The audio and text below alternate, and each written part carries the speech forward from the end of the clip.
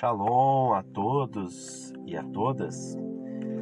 Estaremos tratando de um assunto interessante e importante, que é a questão da lei moral, né? Nós sabemos que o mundo físico, ele opera segundo as leis físicas definidas.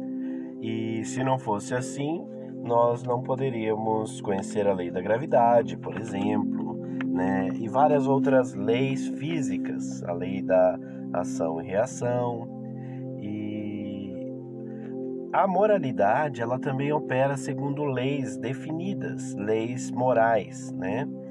E diferentemente da lei física, que é testada em laboratórios, tubos de ensaio, esse tipo de coisa, as leis morais, elas são testadas em pessoas que vivem de carne e osso, né?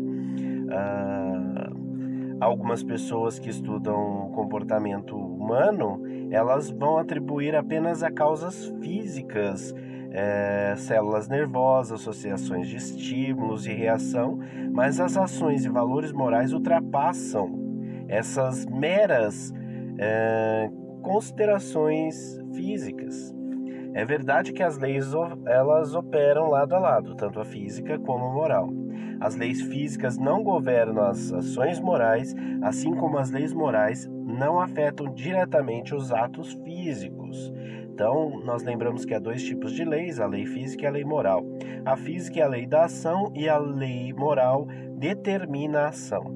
Então, a lei física rege tudo que é irracional e involuntário, inclusive a matéria, os estados involuntários da mente. Tudo se acha sob domínio das leis físicas, menos o livre-arbítrio e o que é decorrente desse livre-arbítrio. A lei moral, ela é a lei do livre-arbítrio e de tudo que decorre desse livre-arbítrio. É a lei da inteligência, da liberdade de escolha, responsável.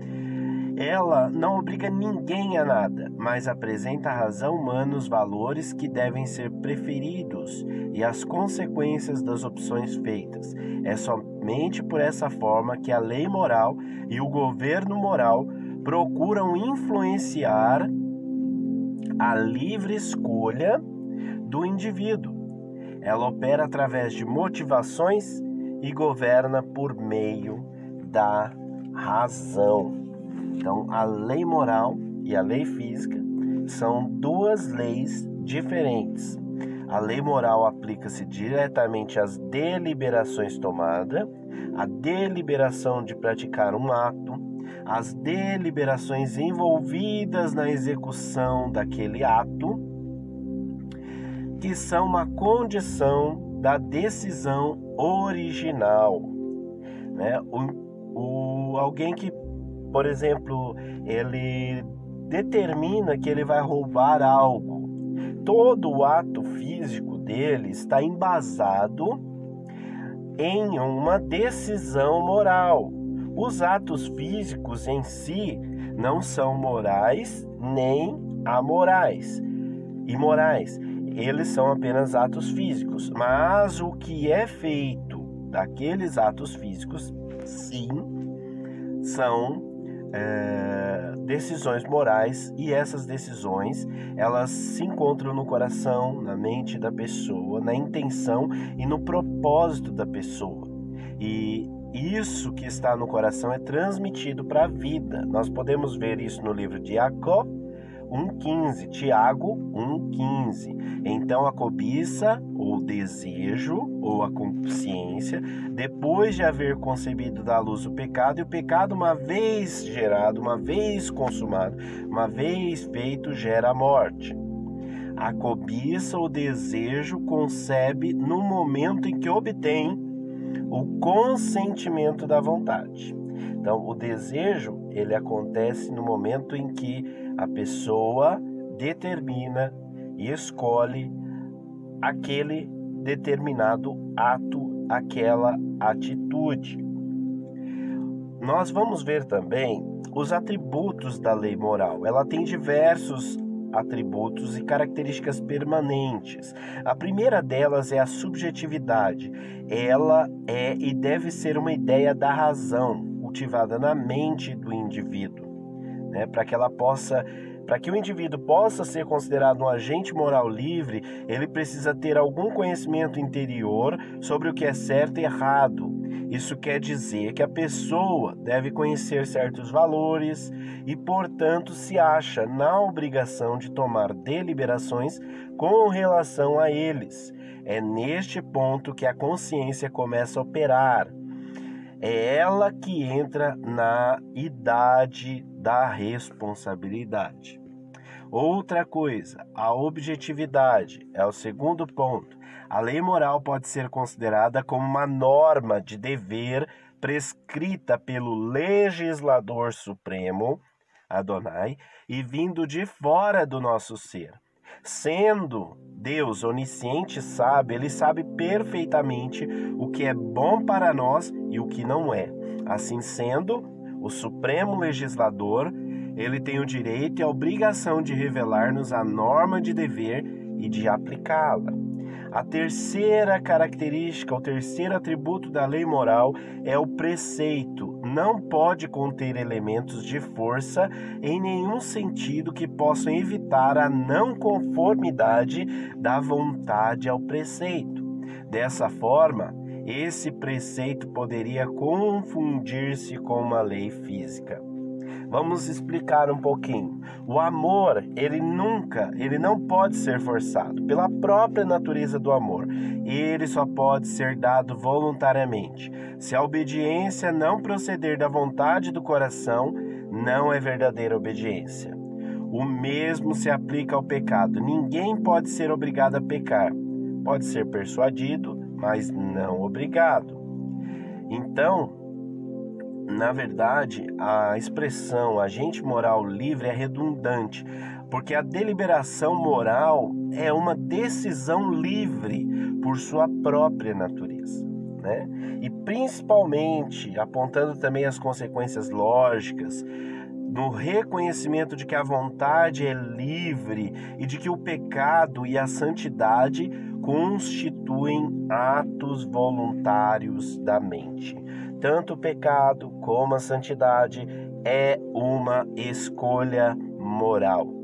A quarta característica ou atributo da lei moral é que ela tem que ter adequação. Deve ser uma lei da natureza. Seu preceito deve requerer ou exigir do indivíduo apenas ações da vontade que sejam adequadas à natureza e às relações dos seres morais, e nada mais ou nada menos. A lei moral requer de nós exatamente o que é necessário para a suprema honra de Deus e para o nosso supremo bem. A santidade é natural, proveitosa, integral, racional. O pecado é desnatural, prejudicial, destrutivo, dissipador e irracional. A quinta característica é a universalidade. Sob condições e circunstâncias iguais, a lei ela exige e deve exigir o mesmo de todos os agentes morais, onde quer que estejam. A obrigação moral de amar Adonai de todo o coração e ao próximo como a nós mesmos aplica-se a todos os povos, em todas as culturas, em toda parte, no céu, na terra, em todos os lugares. Amar é um dever universal. A imparcialidade.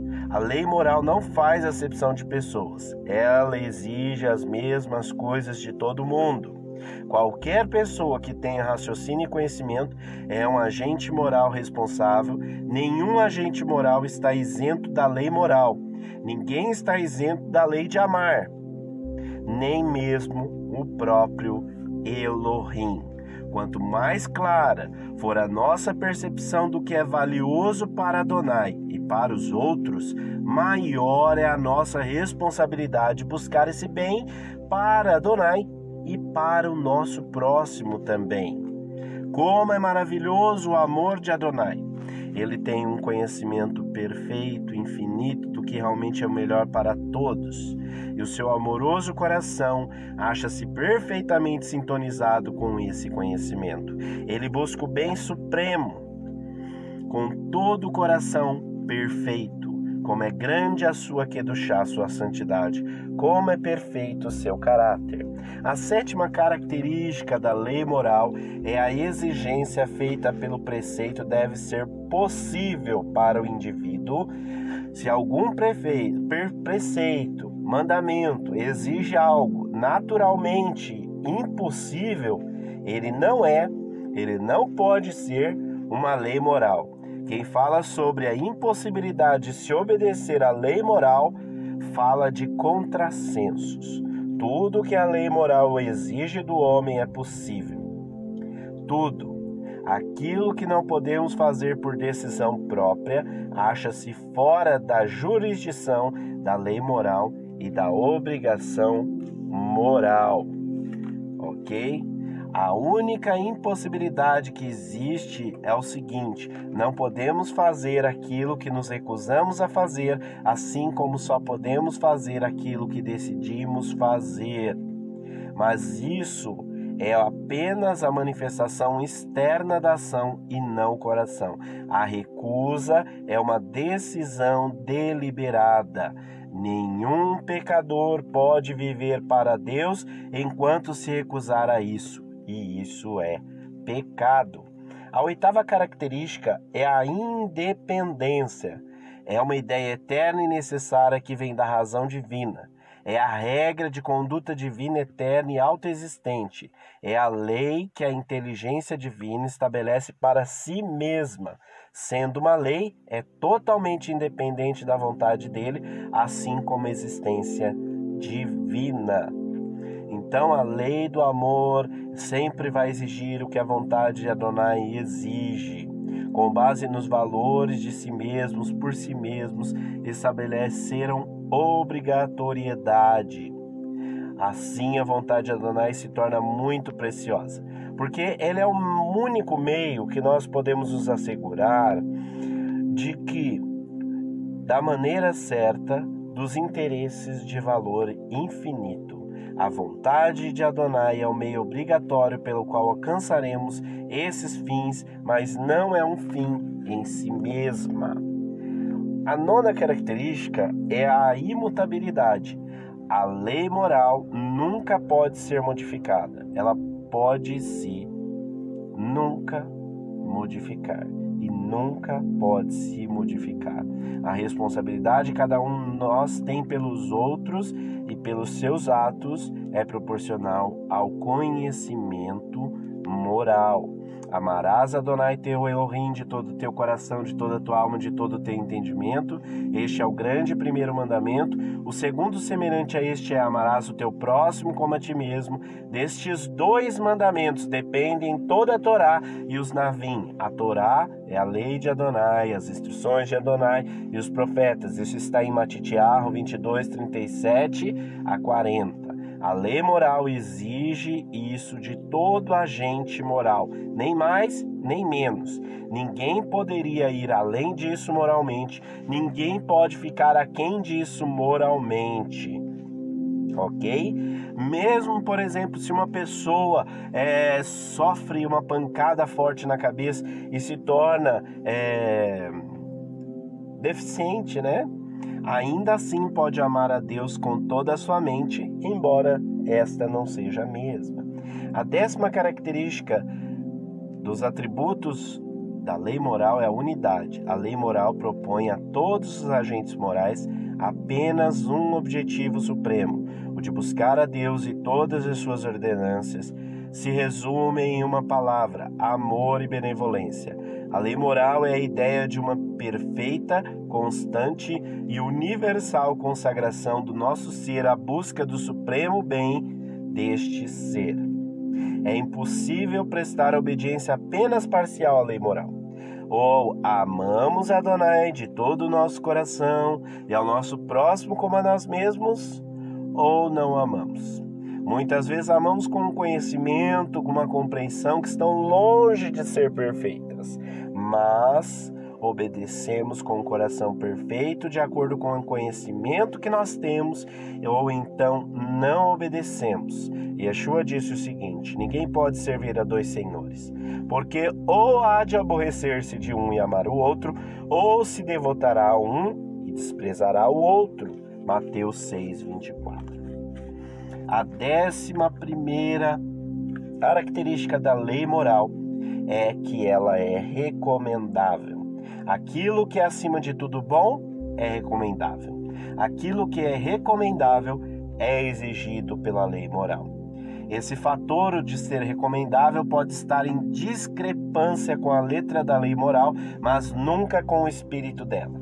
O que é necessário para o bem supremo do universo é lei, é aconselhável, é medida sábia. Assim também, por outro lado, o que está claramente em desarmonia com o supremo bem do universo é ilegal, insensato, desaconselhável e deve ser proibido pelo espírito da lei moral. Os preceitos bíblicos sempre nos revelam aquilo que é verdadeiramente necessário para o bem geral e não há um só deles, em hipótese alguma, que possamos colocar de lado, sob a alegação de que seria aconselhável fazê-lo. Aquilo que é acima de tudo necessário é certo, e o que é certo é acima de tudo necessário. O que é ser recomendável? É ser útil, vantajoso, né? A lei moral não exige de nós algo que seja irracional ou prejudicial. Somadas todas as coisas, sempre vai exigir de nós o que é melhor. Isso e somente isso é certo. Em qualquer situação, o ensino é sempre o curso de ação mais sábio e bem benéfico para o homem. Esses princípios sempre prescrevem o que o verdadeiro amor exige de nós. A 12ª característica e última dos atributos da lei moral é a exclusividade. A lei moral é a única regra de obrigação moral possível. Essa é e deve ser a lei do amor e da benevolência. É a lei do direito, nenhuma outra é, nem o pode ser. Toda lei, para ser válida, deve ser uma expressão e aplicação da lei moral. Nenhuma outra lei pode anular, substituir e nem mesmo coexistir com a lei moral, na função de orientar as decisões e as ações dos seres morais. A lei moral, isso é, a lei do amor, é o único princípio legítimo para a conduta moral do homem. Não há. Essa parte é uma parte teórica sobre a lei moral e nós estaremos falando sobre como ela afeta toda a nossa vida no nosso próximo estudo, em que nós falaremos sobre o governo moral de Adonai. Ok? Que Adonai abençoe a todos. Adonai, nós te pedimos que abençoes todos aqueles que ouviram essa aula, esse shiur, que tu possas abrir os olhos de todos e que nós possamos seguir os teus mandamentos, os teus preceitos, as tuas mitzvot, porque o teu mandamento é vida, é luz, é sabedoria, nos dá alegria, nos dá paz, nos dá tranquilidade, nos dá bondade, nos dá humildade, nos dá mansidão, nos dá domínio próprio. E Yeshua foi o nosso maior exemplo. Que nós possamos ser servos de Yeshua, seguindo a bondade, a justiça e a verdade. Nós te pedimos e te agradecemos. Amém. Não deixe de curtir, compartilhar, deixar o seu comentário, a sua dúvida abaixo. Shalom, shalom.